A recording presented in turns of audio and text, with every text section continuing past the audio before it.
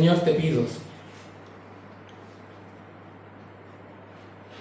pido por la palabra, Señor, que hoy va a ser entregada, Señor. Por mi boca, Señor, pero es tu palabra, es tu enseñanza, Señor. Me pongo en tus manos, me dispongo, Señor, a ser usado. Y toca el corazón de cada uno de mis hermanos, de mis hermanas, aquí presentes, Señor. Que esta palabra, Señor, sea vida para cada uno de ellos, Señor. Para cada uno de los que aquí estamos, Señor. Sea vida, Señor. Cumpla el propósito que tú tienes para cada uno de ellos. En el nombre de Jesús. Amén.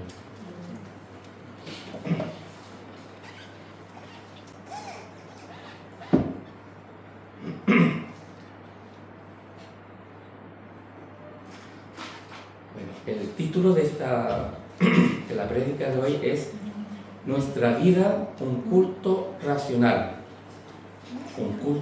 Nuestra vida, un culto racional. A lo largo de la historia hemos visto el surgimiento de varias religiones, cultos, y lo podemos ver a lo largo de toda la historia. Antes de Cristo ya habían cultos.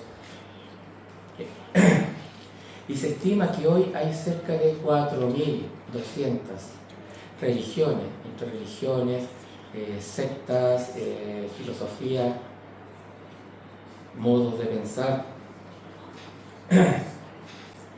Y vamos a hablar un poquito de ellas, porque todas las religiones, todas, llámese como se llame, tenga el nombre que tenga, todas son esfuerzos de los seres humanos para volver a conectarse con el Creador. Porque ya la misma palabra religión tiene esa connotación. Viene del latín religare, que significa volver a unir, religar, volver a conectarse.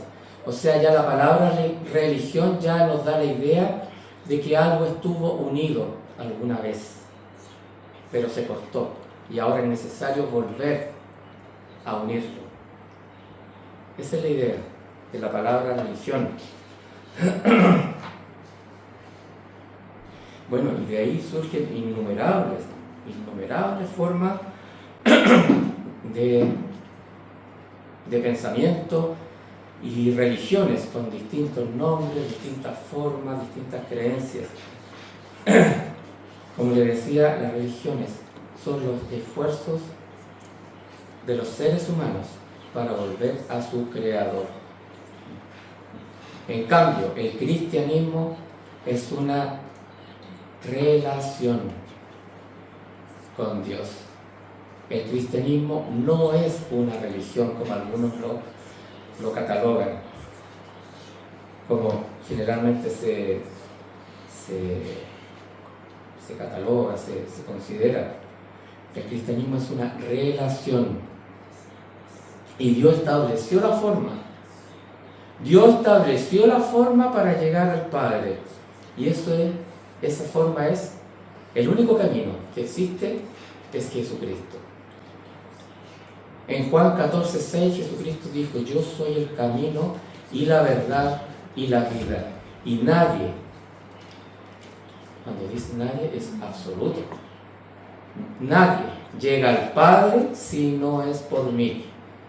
Solamente ese versículo echa por tierra los 4.200 religiones que hay y todos otros intentos de los seres humanos que han intentado llegar. Son como caminos que quieren llegar a destino pero no llegan a destino.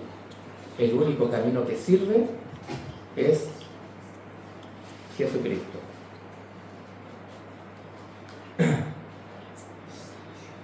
Y Dios estableció la manera de adorarlo. ¿Cómo adorarlo? ¿Cómo acercarnos a Él? Eso está en su palabra. Ahí de Génesis, Apocalipsis, de principio a fin, podemos ver. El Señor nos nos muestra, nos dice, nos instruye cómo adorar al Señor. Y la forma de adorarlo es teniendo esa relación con Dios. Teniendo esa relación con Dios vamos a ir conociendo cuál es su voluntad. Vamos a ir conociendo su voluntad y la palabra nos insta en múltiples instancias a obedecerlo. Dios busca cristianos de verdad, cristianos genuinos. Dios nos demanda una devoción absoluta, auténtica, verdadera. Como dice la palabra, Dios busca verdaderos adoradores. Y adorar no es solamente con la voz o con una guitarra, con instrumentos. La adoración es con todo nuestro ser, con todo nuestro ser.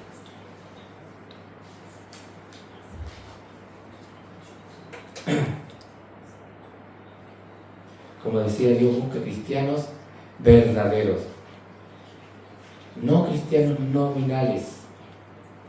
Cristianos nominales son aquellos que tienen la apariencia de ser cristianos verdaderos.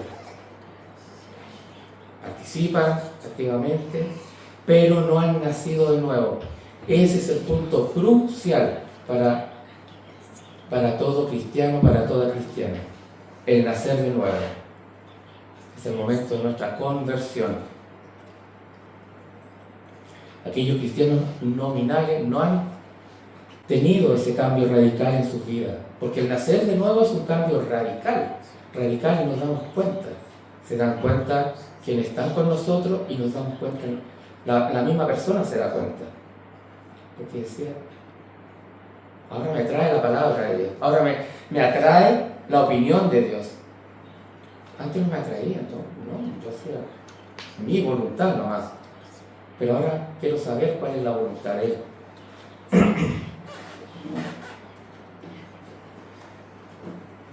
Es crucial el nuevo nacimiento.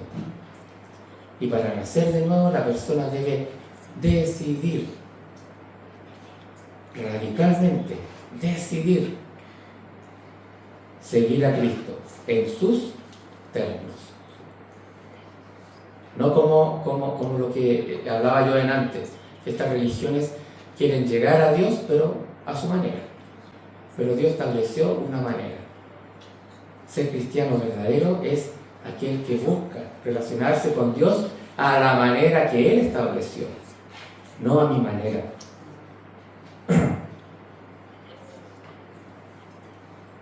Muchos prefieren ser cristianos nominales porque coquetean con el pecado, porque les gusta el pecado, les gusta, les atrae, no lo quieren soltar. En cambio, el cristiano radical, verdadero, es aquel que es radical con el pecado. Lo suelta, se aparta. Dios busca que nuestra adoración a Él sea a través de vidas consagradas. Consagrada. Ese es nuestro culto racional. Una vida consagrada a Él. Veremos qué dice la palabra al respecto, en relación con lo que estamos hablando. Vamos a ir a Romanos 12. Romanos 12, versículos 1 y 2.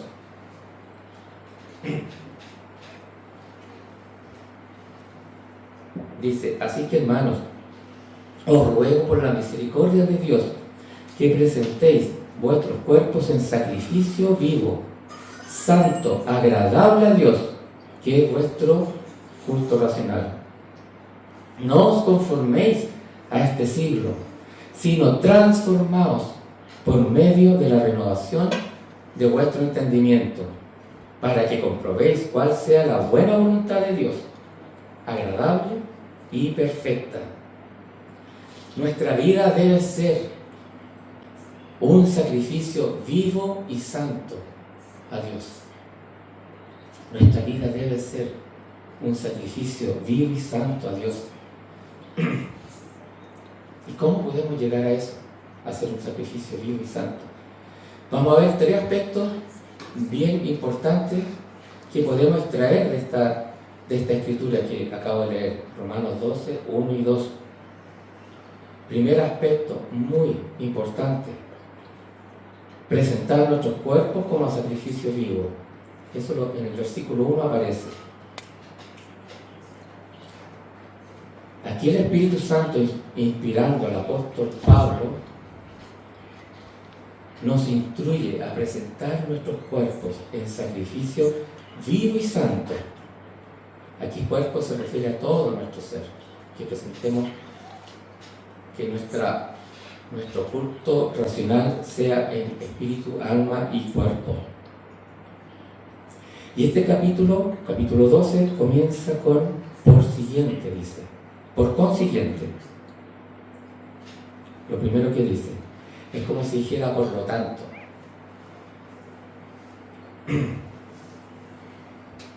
Esto es lo que viene hablando del capítulo anterior, del capítulo 11. Pero se dice por lo tanto, o sea, como en conclusión. Y luego viene un ruego que se entiende con lo anteriormente de lo que está expresado en el capítulo 11, donde se desarrolla el tema de la misericordia del Señor. La misericordia que el Señor ha tenido, tanto para judíos como gentiles. Gentiles somos todos los que no somos judíos. Nosotros somos gentiles. Y habla el capítulo 11 también de lo grande y sabio que Dios es. Y aquí en el versículo 12, en el capítulo 12, en el primer versículo, podemos ver el corazón amoroso que tiene Pablo. Dice: hermanos, os ruego. Rogar es implorar, es suplicar. Rogar es exhortar. Y aquí Pablo está apelando a nuestra voluntad. Dice: les ruego. ¿Se dan cuenta el carácter, el tono que tienen las palabras? Nos ruega que presentemos nuestros cuerpos en sacrificio vivo y santo. Aquí debemos pensar, como decía adelante, en todo nuestro ser: espíritu, alma y cuerpo. Todo nuestro ser puesto en obediencia a la palabra del Señor. Que nuestra vida completa sea para honrarlo. Así como cantábamos delante: a Él sea la gloria, a Él sea la honra, a Él sea el honor.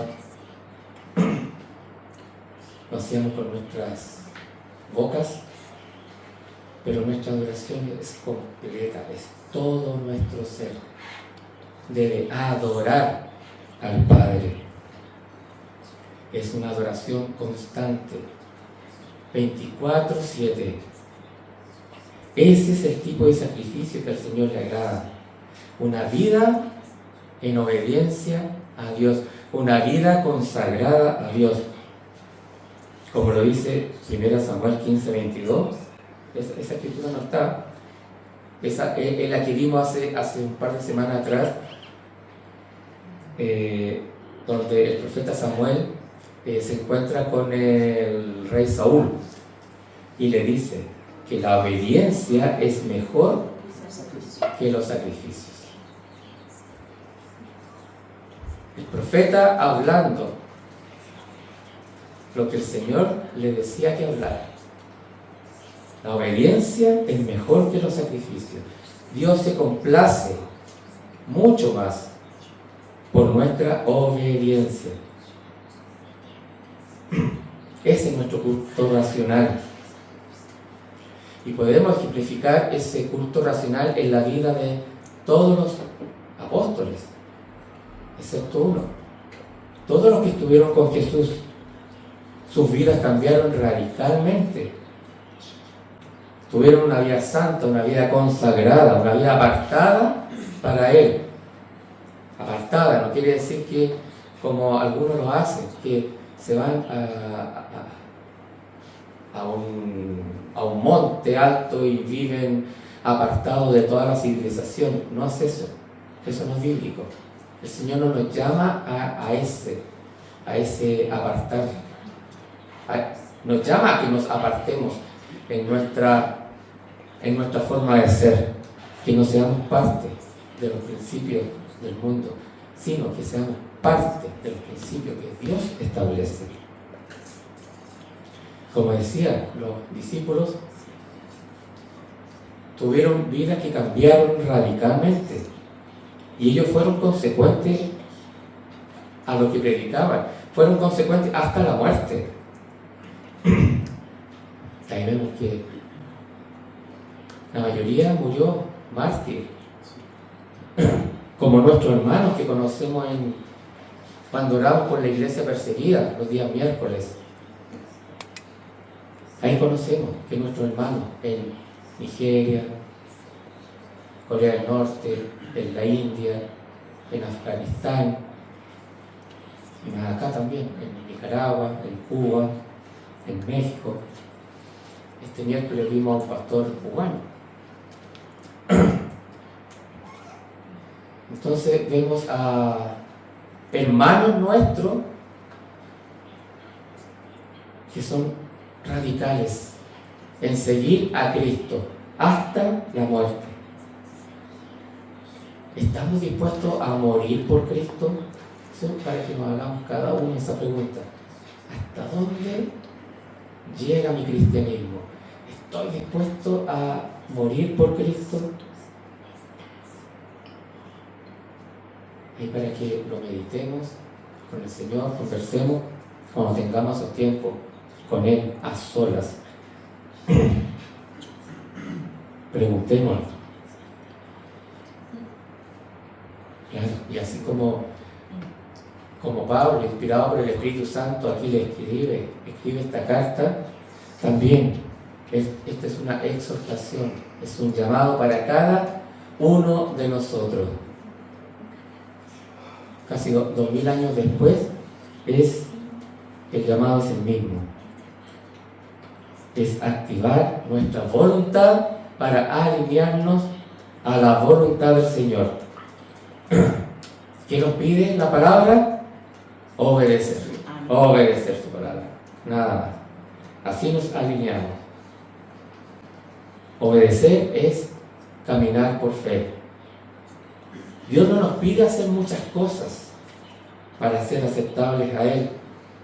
Algunas religiones han impuesto a veces que la persona haga cosas, haga ritos, cumpla con ciertas cosas. Pero el Señor nos pide un corazón rendido a Él y un corazón obediente. Ese será nuestro culto racional. Todo nuestro ser en santidad, nuestro ser consagrado. Recuerden que ser santo es ser apartado para Él. Pero no apartado como las personas que se van a vivir lejos de toda la civilización, en una montaña, sino que apartado, que nuestra vida sea distinta, sea diferente.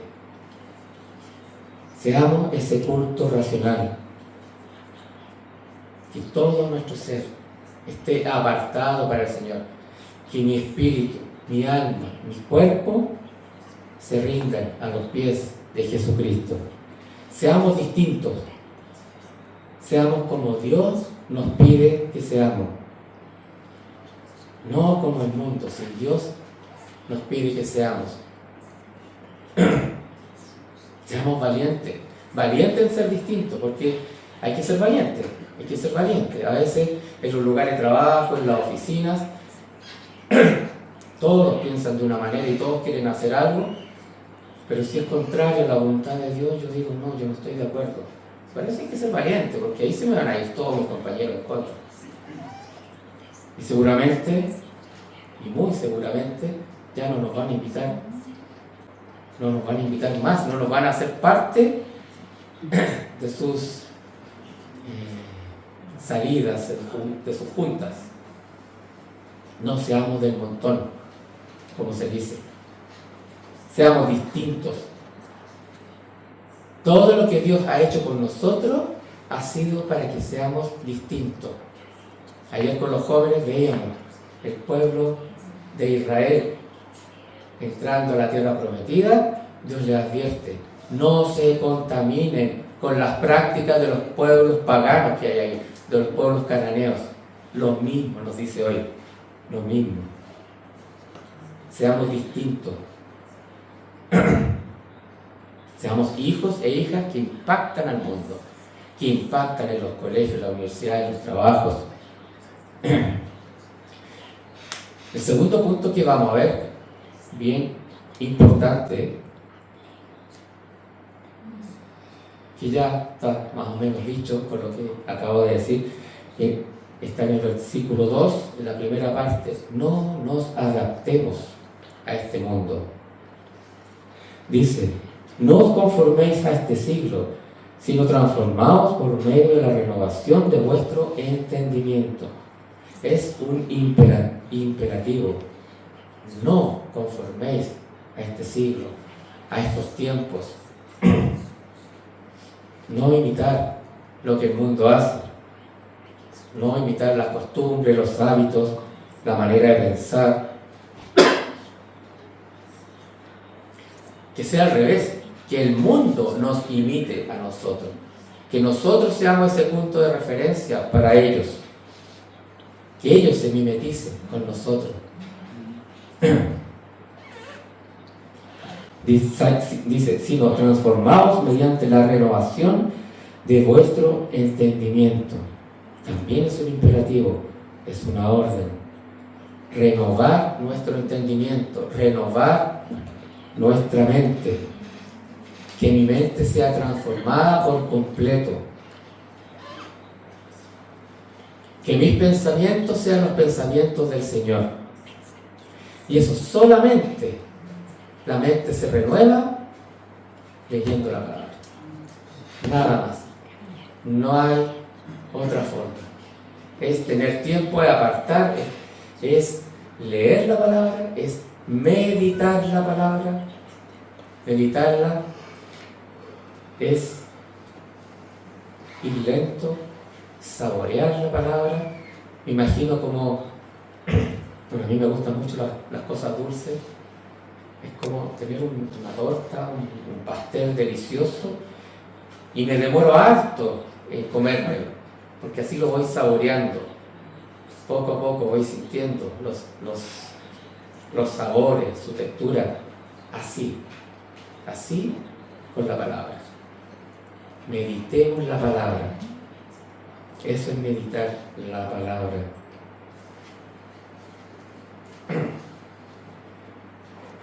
Vamos al Salmo 1. Los dos primeros versículos del Salmo 1 ya lo hemos visto antes, un salmo conocido.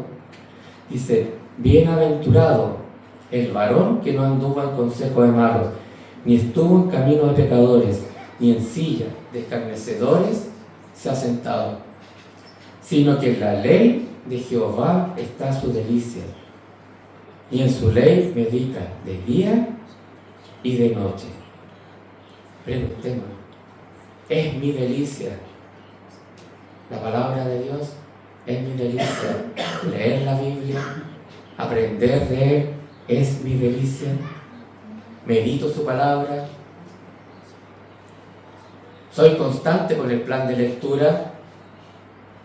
El plan de lectura que se entrega, incluso se manda al correo, donde todos los días vamos leyendo, nos vamos alimentando de la palabra del Señor, en la mañana, en la tarde. Hagámonos estas preguntas con el Señor, ustedes y el Señor, ahí, a solas. Así nuestra mente se va renovando. No hay otra forma. Es leyendo, meditando la palabra, escudriñando la palabra, memorizando la palabra. Bueno, y eso, yo no soy muy bueno para memorizar cosas, así que a mí el colegio me iba pésimo cuando había que memorizar estas poesías, había una que tenía 40 estrofas, todavía me acuerdo, y en castellano antiguo más encima. Claro, para mí no se me hacía fácil para nada, pero leyendo la palabra de Dios, mientras más la leo, me voy dando cuenta que me la voy memorizando. Se va quedando. Así se va renovando nuestra mente.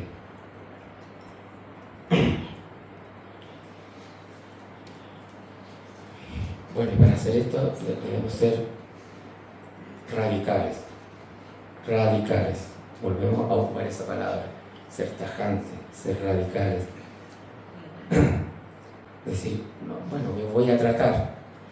Si uno dice voy a tratar, lo más probable es que no lo hagamos. No, lo voy a hacer. Voy a hacerme el hábito de leer la palabra. Me cuesta, pongo el alarma, cualquier cosa. Busco un partner de oración que en la mañana me llame, por ejemplo, esté ahí. Así que seamos radicales. Saulo fue radical. Vemos la vida de Saulo de Tarso y en el capítulo 9 de Hechos podemos ver su conversión, cuando él tuvo un encuentro con el Señor. Se encuentra cara a cara con Él y vemos que su mente fue renovada. Antes él tenía una mente, él era violento, era un perseguidor de los cristianos, era opositor. Pero después del encuentro con Jesucristo cambió radicalmente.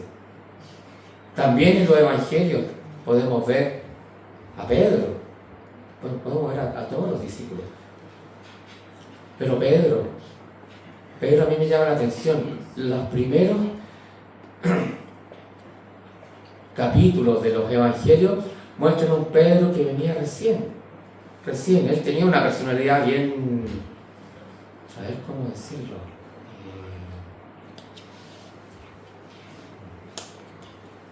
a ver, se me fue. Tenía una personalidad bien, bueno, los psicólogos le dicen bien colérico, bien, que es como bien sanguíneo, le dicen también. Claro, sanguíneo. ¿Se entiende lo que es sanguíneo, no es cierto? Sí. Pero después podemos ver a Pedro, leamos sus cartas y vamos a ver un Pedro totalmente distinto, totalmente transformado. Podemos leer en el libro de Hechos también, en el primer discurso de Pedro, cómo él hablaba, con qué autoridad él habló, donde 3.000 personas se convirtieron en su primera prédica. Muy distinto al Pedro de los primeros capítulos de los evangelios, muy distinto. Que decía, Señor, no solamente lávame los pies, lávame la cabeza. Era como así, era como un poco impulsivo, esa es la palabra, impulsivo. Bueno, está en nuestras manos decidir ser transformado. Está en nuestras manos decidir que nuestra mente sea renovada. Es cosa que tomemos la decisión y le pidamos al Señor. Nosotros tomamos la decisión. El Señor es el que hace la obra. Y el tercer punto que vamos a ver hoy es: la voluntad de Dios es buena, agradable y perfecta. En el segundo versículo de Romanos 12 dice, la segunda parte dice, para que comprobéis cuál sea la voluntad de Dios, agradable y perfecta. Al ser diferente al mundo, podemos experimentar, podemos vivenciar que la voluntad de Dios es buena, es agradable y es perfecta. Lo que Dios desea es siempre lo mejor, la mejor alternativa. Con el Señor nos vamos a la segura. Sabemos, no tenemos que buscar en otro lado. No hay nada que reemplace a lo que el Señor tiene para nosotros. Nada. Lo que el Señor tiene para nosotros es lo mejor para nuestras vidas. Vemos en Jeremías 29:11. Jeremías 29:11 dice: porque yo sé los pensamientos que tengo acerca de vosotros, dice Jehová, pensamientos de paz y no de mal, para daros el fin que esperáis. Ya en el Antiguo Testamento vemos a Dios actuando según su perfecta voluntad. Aquí el Señor está hablando específicamente al pueblo que salieron de Jerusalén y fueron a Babilonia. Su voluntad es buena, porque Él es bueno. Mayor bondad que la bondad que Él tiene no la podemos encontrar en ninguna otra parte. Romanos 8:28 dice: y sabemos que a los que aman a Dios, todas las cosas le ayudan a bien. Esto es, a los que conforme a su propósito son llamados. Recién veíamos el Antiguo Testamento. Aquí en el Nuevo Testamento, el Señor sigue dejando en claro que su voluntad es buena. Siempre. Porque la promesa es esa, que los que aman a Dios, esa es la condición. Esta promesa es solamente para los que aman a Dios. Todas, aquí viene la promesa, las cosas le ayudan a bien. Todas. Y cuando dice todas, es todas. A veces, no las que consideramos buenas o positivas, sino que a veces estamos pasando aflicciones, pero también el Señor nos ayuda. Los que amamos a Dios, todas esas cosas nos ayudan a bien, a nuestro crecimiento. Su voluntad también es agradable. Es agradable. Cuando Él está haciendo su obra en nosotros, Él nos llena de gozo. ¿Cuánto gozo hay? ¿Cuánto gozo podemos vivir? ¿Cuánto gozo podemos experimentar cuando Él está trabajando en nuestra vida? Y es un gozo que sobrepasa el entendimiento. El Hijo de Dios vive una vida plena, una vida llena. Se siente más liviano, ya no tiene esas cargas pesadas. Es agradable, su voluntad es agradable. Él nos llena de su gozo. Qué más grato que poder vivenciar la voluntad de Dios en nuestras vidas. Que su voluntad sea hecha en nuestras vidas. Él está en control de todo. También su voluntad es perfecta, buena, agradable y perfecta. No existe algo mejor que lo que Él ha determinado hacer en nuestras vidas. Es perfecto, perfecto. Generalmente uno se da cuenta cuando mira hacia atrás y hace recuerdo y dice: todo fue perfecto, todo tenía que suceder para que sucediera tal cosa. Es perfecto lo que Él hace, todo. Su voluntad es perfecta porque Él es perfecto. Como dice el salmista, el Salmo 18:30 dice: en cuanto a Dios, perfecto es su camino, y acrisolada la palabra de Jehová. Escudo es a todos los que en Él esperan. Podemos estar en la voluntad de Dios y experimentar que su voluntad es buena, agradable y perfecta. ¿Y cómo estamos en su voluntad? Haciendo su palabra. Lo que decía Manuel, obedeciendo. siendo obediente a lo que Él ha establecido. Así que presentemos nuestros cuerpos, entreguémoselos a Dios, ofrezcámosle nuestras vidas a Dios, apartados para Él. Y así comprobaremos que su voluntad es buena, agradable y perfecta. Que su voluntad sea el centro de nuestra vida. Siempre. Que su voluntad sea lo que yo busco, sea mi norte, lo que perseguimos. Comprobemos que la voluntad de Dios, la voluntad que Dios tiene para nosotros es esa voluntad buena, esa voluntad agradable, esa voluntad perfecta. Y todos podemos comprobar que cómo es su voluntad. Vamos terminando ya. Toda nuestra vida sea presentada a Dios como una ofrenda especial, apartada para Él, apartada.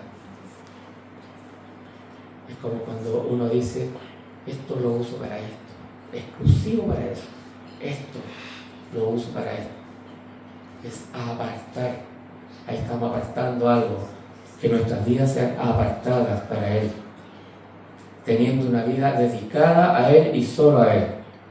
Si decidimos vivir en santidad, consagrados a Él, nuestra mente va a ser renovada y podremos vivenciar la voluntad de Dios en nuestras vidas, y que nuestra vida completa sea ese sacrificio vivo y santo para Dios. Amén. Amén. Vamos a terminar alabando al Señor, exaltando su nombre.